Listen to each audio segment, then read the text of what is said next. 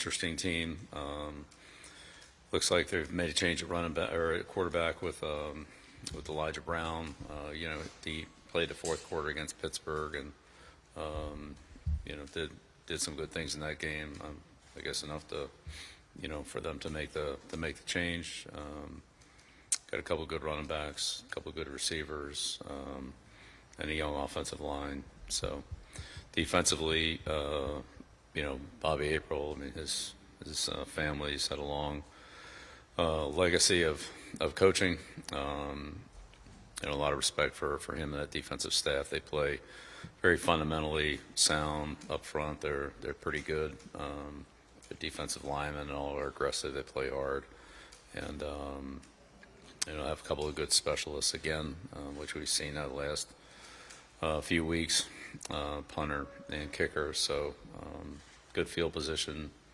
A team that can change field position with the kicking game, which we've seen from Cal and Virginia the last couple of weeks as well. So, new challenge for us here. We'll get to work. Obviously, don't have a lot of film on Brown to watch, but we have some. But anyway, it is what it is, and we'll just have to try to do a good job at fixing some of the things that we need to fix and correct some mistakes on our end, and keep improving, keep working. And that's been our theme all year, and we'll just need to do it again this week. We can start a second row on the right here. Hey, Dave Nathan with the Tar Heel Sports Network. With 4 games left in the season, there's decisions to be made on new red shirts. How do you and Michael, the staff, and the players have that process play out next month? Yeah, we've already had a few of those. We'll see which other ones do or don't come up, but Michael and I would talk to the player and evaluate the situation and do what's best for him and the team, primarily the player, because it depending on the situation, but generally those players have minimal play time and for a year of eligibility, and is it really worth it? So we'll do what's best for the player and the team, but most likely if they feel like they want to redshirt the year, we would redshirt them. Front row here on the right. When Austin Blasky came here, he said he wanted to play center and go to the NFL. I know early on the season things changed with injuries and different things, but how do you view him as a center, I guess, moving forward throughout the rest of the season? Good. I mean, he's shown position versatility all the way through, which going to the next level, that's a huge advantage. The NFL teams can only take 8 players to the game, so you don't have a backup at every position. Somebody has to play more than one spot, whether that's a starter who moves or a backup who moves, however you do it. And then if you ever need a situation at tight end, which a lot of teams are a little light there as well, and so a lot of times one of the offensive linemen plays the second or third tight end in those situations. So the versatility of an offensive lineman is a huge advantage in the National Football League. So I think is really something that Austin has benefited from, and he's had an opportunity to play all 3 spots along the line. I think center's a good position for him, but he's shown he's been able to play all 3. So we're fortunate to have him, and not only has he played well, but he's given us a lot of leadership. Unfortunately, he missed the majority of training camp in the first 3 weeks of the season, came back in a Clemson game with really not too much practice, and he's just gotten better and better each week. So I think his best football this year is still ahead of him, and excited to see that. Michael on the right front row. Bill, you mentioned Andrew Luck. When you were coaching against him, interacting with him in the NFL, did you get a sense that he could have like a front office position like he's doing at Stanford now in his future? Did he sort of give you that vibe? I wasn't really thinking about that at that time, just trying to, figure out a way to stop him. But, he's a smart guy, obviously. He's got a great, history at the school. But just as a competitor, he's, was a very smart quarterback, a guy that was well prepared, followed Manning in there, which is a pretty high bar. But I think he, was at that same level. Didn't have as long a career, unfortunately. But he was, outstanding in the way he led the team, competed, and made decisions and adjustments on the field. So I'm sure that he's more than qualified to handle those decisions and the strategy of building a team and putting it together and so forth, and leading that school in the football program. And then hiring Frank, those guys have been together as well, so similar thought process, and I'm sure what they're doing is consistent with what they want to do. So I see it all headed in the right direction for them. Front row, far left. Hey Bill, wanted to check with you about how Thad Dixon's coming along. We've seen him running around some in the pre-games, and he looks like he's moving okay. Like, could he be getting closer to getting back on the field for you guys? He's definitely getting closer. He's more active than he's been. Again, that all will come from clearance with the doctor. It's an internal thing that needs to be inside the body, meaning that needs to be cleared by the doctor. So when that happens, then we'll go from there. But until that happens, then he wouldn't be able to play. Yeah. So he hasn't practiced yet since he got hurt, I guess. Correct. Yeah. Exactly. Right front row. Hey, Coach. Kobe Pacers had 3 straight games of 3 catches and 50 yards. How has he helped open up the offense, and how much does he have to do with Gio's improvement over time? Yeah, Kobe's done a good job for us all the way around, catching the ball, but also blocking. He plays on the kickoff return team. He shows a lot of toughness and competitiveness whenever he's out there. After the catch, making tough catches, blocking, and so forth. So, again, glad we have him, and he's really helped giving us some good solidification with the receiver core, which, of course, every quarterback loves that, and some versatility where he and Schick can move around when we've had some of our other younger players in there, like, Madrid and Chenard, Nate Leacock, guys like that who are less experienced. But those 2 guys, provide a lot of experience and stability for the passing game and the receiver position. Andrew, front center, sorry. Bill, when you look at Melkart, stop taking productivity lately. What are some of the things that are discernible in how he's playing, some of the things he's doing from a fundamental standpoint now that he had to work on, maybe he wasn't quite there earlier in the season? Yeah, nobody works harder than Melkart. He's a very good worker in every phase of the game. In the training, his off-season training or in-season training, lifting, conditioning, all those things, take care of himself in the training room, film, practice, and then applying it in games. He just is on a good upward, trend that he's been on since he's been here, and each day he just gets a little better and does something, today or that he didn't do it, yesterday or a week ago or 2 weeks ago. Whether that's in the running game, the passing game, on special teams, or something in conjunction with another player, like pass rush games and things like that. He just, continues to improve and work hard. He's one of our hardest workers, and it certainly has paid off for him in his production and performance. So, he's a real grinder, and he's been great for our program. Second row in the center, Brian. Bill, first, congrats on the Hall of Fame nomination. I don't think we got a chance to talk to you after that came out. Thank you. About the guys on the sideline that are inactive for that game. How did you come up with that process of having guys stay on the sideline, not be dressed out, that are inactive for that game? How do you come up with the right number of guys to be up, I guess, for that game? Were those difficult conversations to have with them? If you're not going to play, you're not going to dress, you're going to be on the side. Well, everybody earns their own playing time, so that's really what it's about. And whether it's, we have a travel roster for away games. We have something similar for home games. It's not quite the same, but it's the same general concept. So the players that have a role in the game, dress for the game or could have a role in the game, dress for the game. The other ones are working hard. Some of them have earned roles. Some of them I expect will earn. So. Right in front of Coach Rod. Hey, Ron. Bill, good stuff from the defensive backfield of late, particularly Caleb Call. What have you seen from that group, especially in this stretch, without that out there? Yeah, it's been impressive. Losing Thad obviously is a big loss. Certainly one of our best players, but we've had a lot of guys step up and play well and improve our collective play as a group, from communication to adjustments and technique and so forth.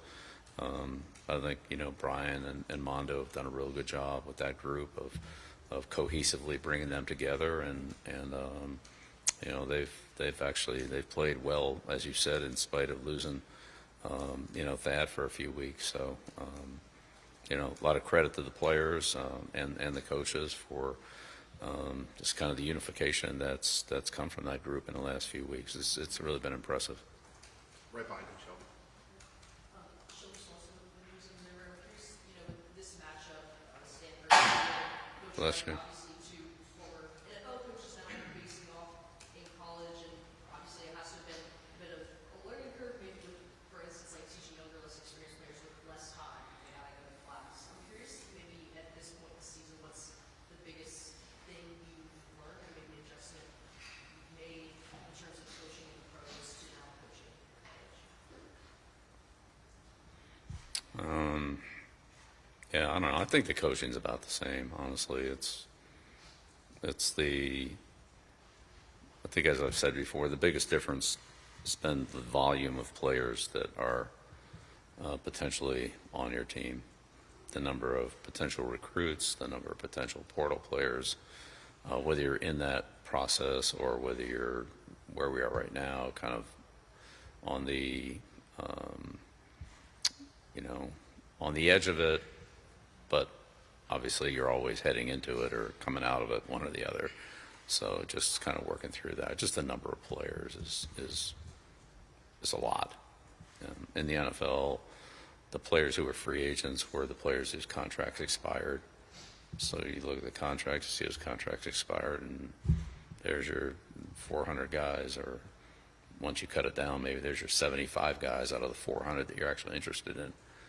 I mean, here you've got 100 players on every team times however many teams. I mean, there's literally thousands of players that could potentially enter the portal or not. So that's a little bit different. And your team, everybody's a free agent or they're not. And that's different than in the NFL when you had, again, players under contract, or you had rights to players for upcoming year or years. This is just a lot different than that. So I'd say that's kind of the biggest thing. The coaching on the field is, you see something that you teach them how to do it, and if they don't do it correctly, then you correct them, and then you teach it again and work on it again, and then they get better at it. It's the same process that you go through at maybe a little different level, but the players they're playing against are at a different level too. So there's an equilibrium there. But I'd say the difference in college for me is just the volume of players to recruit, to visit, to attract, if you will, versus drafting process and free agency process and the portal are quite different. And I would say in the NFL, you feel like you had a set of rules that was it was clearly defined. Now they changed when the CBA changed every, call it 10 years, but the rules were clearly defined. Here, there are a lot of, there's, the House legislation, there's the NCAA, and then they kind of run together, and they don't, and it's a little more, a little harder to decipher exactly what can and can't be done, NILs to so forth. Honestly, we are all day talking about it, but it's a lot more.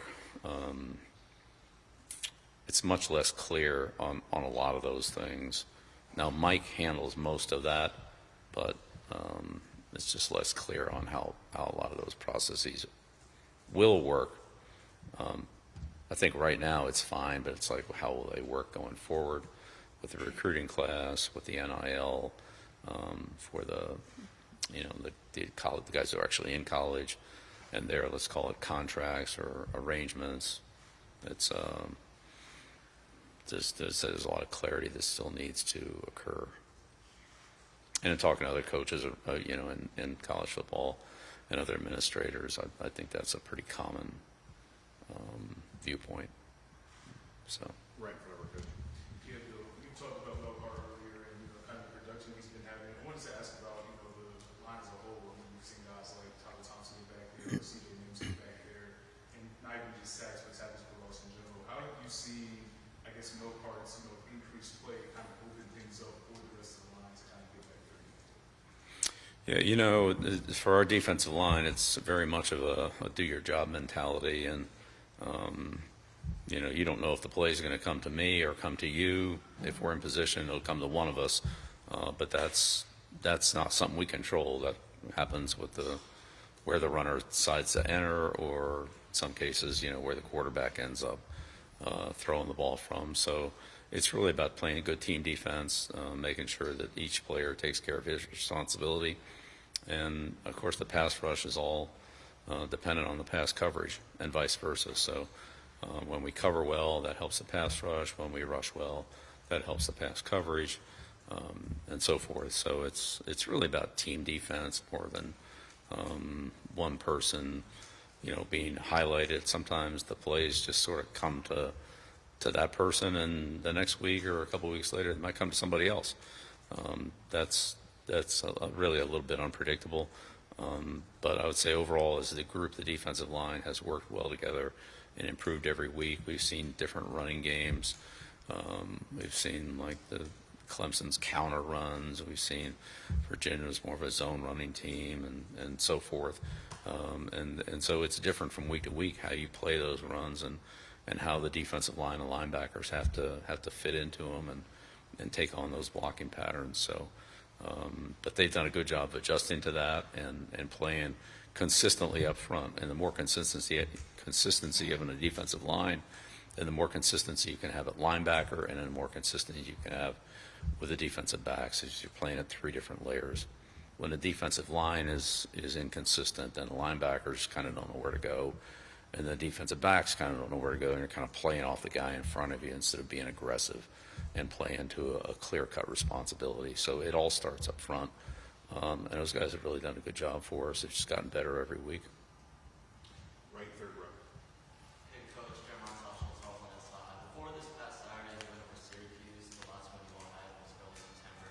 Can you just describe the move that you saw from the players, and for that point, can you also describe your own move, being able to capture that victory after some time? It's really the process has been the same all the way through.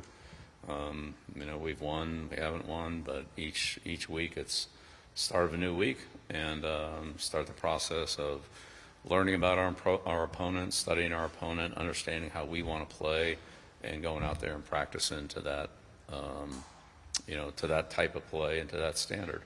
And the things that we do well get reinforced, that this is how we want to do them.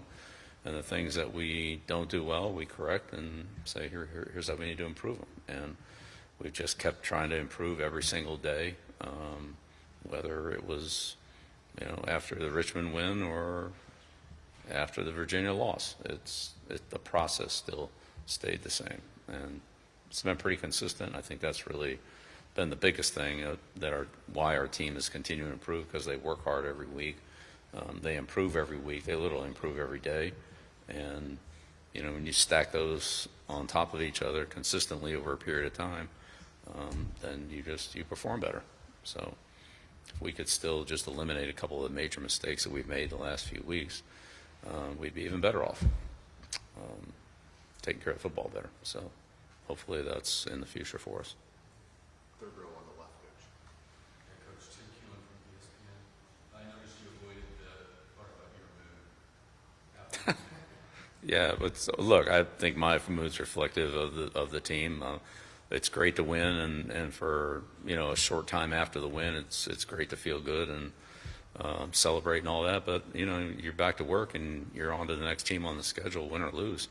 So I try to turn the page relatively quickly, 12 to 24 hours after the game, and get on to the next challenge, because they're you know, they're hunting for us, and you know, we gotta be ready to compete with them. So I just, you know, think those games that linger too long, good or bad, really aren't good for the process. Thank you. Bill, you mentioned the sheer volume of plays a number of times through these meetings. I know there's still 4 weeks left in the season, but is the front office already got a sense of who might be getting in the portal from other teams? And are you even having those conversations with your own players about who might be looking to leave at the end of the season as you try to put together a board and try to put together a roster for next season?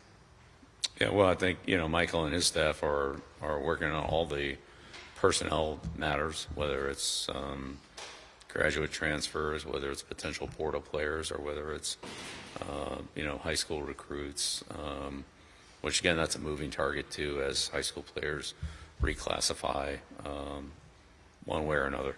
So that's, again, that's another process. But yeah, we're focused on the game and winning games. That's what we're focused on. But certainly there's another aspect of our program on the personnel side that's working on personnel matters. Right in front row here, Coach. Bill, when you look at Stanford, obviously they've had some struggles on offense, but their defense is good enough to hold a pretty darn good FSU offense to 13 points. Mm-hmm. When you looked at what they did in that game and just sort of overall in the season with their defense, what is it that they're doing that has made them successful? I mean, they don't give up a lot of big plays. First of all, their defensive line plays hard. They do a pretty good job against the running game. So, you know, you need to throw the ball. I mean, I don't think you're just going to march it up and down the field, you know, just handing it off. So you have to mix it in there, and they do a good job of not giving up big plays. They play, you know, quite a bit of zone defense, force you to drive the ball, convert third downs, go through the red area. And it's hard offensively if you don't have those explosive plays to, you know, to rattle off, you know, 15-play, 70-yard drives. I mean, it's just a lot of execution that the offense needs, and they make enough plays along the way to make sure you don't do that. So that's and they get disrupted plays from their defensive line. So they come up with some second and 10, second and 12s, you know, third 9s, and then, you know, you're behind on the sticks, and then you have to convert. So that's, you know, that's the hard part. They don't give you anything easy. You have to earn it. They're very sound in their schemes, and they don't give up a lot of easy plays. 2 more here, Adam, and then we'll finish up with Shelby. Bill, what have you made of the progress of the freshman tackles? Jordan Hall and Miles McVay, those guys seem like they've been getting some more playing time. They were out there quite a bit at Syracuse the other night. What have you thought of their progress? And can Jordan Hall hold up at left tackle out there? Well, I think we made a lot of progress across the board. I really do, at all positions, especially on the offensive line. We've lost a couple guys, but you know, our younger players have continued to develop and improve, and so you know, the big part on most all these players is really consistency. Like, do they have enough talent to play? Yeah. Can they play consistently well enough against good competition to, you know, play a winning championship caliber of football? Well, that's a good question, and that comes with time and performance. And a lot of times, younger players get out there, and you know, they might be okay for a game or two, and then they get scouted by the opponents, and there's enough film on tape to see, okay, well, here's the player's weaknesses, here's how we can attack them, and then, you know, can they hold up? And so the game becomes a little bit different after you've had a chance to scout and prepare for a player, rather than, you know, just going up against them the first time. And so again, it's a process. We'll see how it goes. I'm encouraged by their progress, but I mean, they got a long way to go. They need to keep working and keep getting better and work on, especially in the offensive line. It's all about fundamentals and techniques. You know, you're lined up this far away from the guy, and very quickly somebody either has an advantage or is at a disadvantage in the play. You know, like within the first half second of the play, you're either trying to recover or you have an advantage, and that initial step, footwork, reaction, hand placement, technique is so critical to that position, and it's a split second between success and failure, or between having an advantage and being in a recovery mode. And so those are the little things that you're trying to get at those spots on both sides of the line of scrimmage. So it's getting better. We'll see where it goes. Shelby? Yep. I believe it's the fourth time that you and Riker are facing off as head coaches on these times as Eagles and whatnot. But what matchups, if any, stand out between you two? What stands out to you about him as a coach? Yeah, well, no, like Frank's, an offensive coach that, had a great playing career in college and the NFL. As an offensive coordinator and as head coach, I'm sure he's very involved in the offense.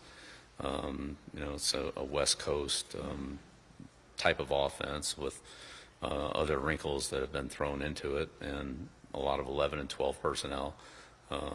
Love their tight ends, and he's always utilized that. So strong running game, whether it was Taylor at Indianapolis, or he's got two good backs now. So I think those things are all fairly common and fairly straightforward. Luckily, we aren't playing each other. He had a lot better playing career than I did. I don't think I'm going to be out there trying to tackle him, and that's probably a good thing for North Carolina. We'll let the players do that, but in the end, it comes down to the players that you have, and he'll put his players in a good spot. They'll be fundamentally sound. They'll be well coached. They'll know what they're doing. They don't make a lot of mistakes. They don't get a lot of penalties. They don't get a lot of, everybody gets a few penalties, but they don't get many. They don't get many dumb penalties. They do a pretty good job of taking care of the ball and again, making you beat them, make you play a good football game to beat them. And that's what I think that's the mark of any good team and any well-coached team. So, we'll have to go out there and make sure that, number one, we don't make mistakes that cost us, and number two, that we're able to do enough against, the things that they do that they're good at to come out on top. But each game is different. Every one we've coached is different. But I have a ton of respect for Frank and Andrew and their staffs.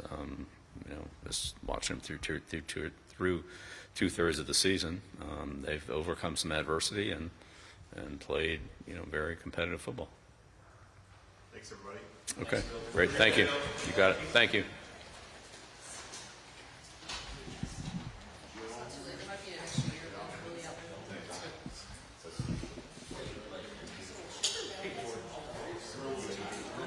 Frank and Jimmy, author of the greatest comeback in college football. Pride of Maryland.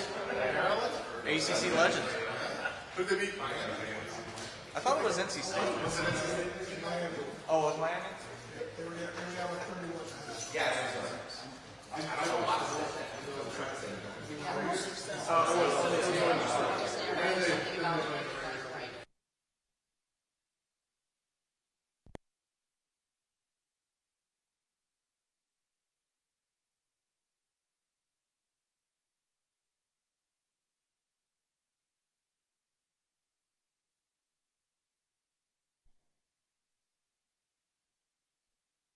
I think maybe just the clip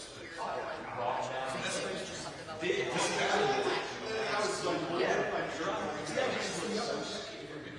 Yeah, maybe just there's like one little just like that.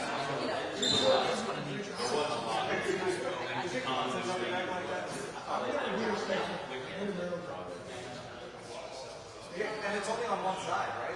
The other side is packed.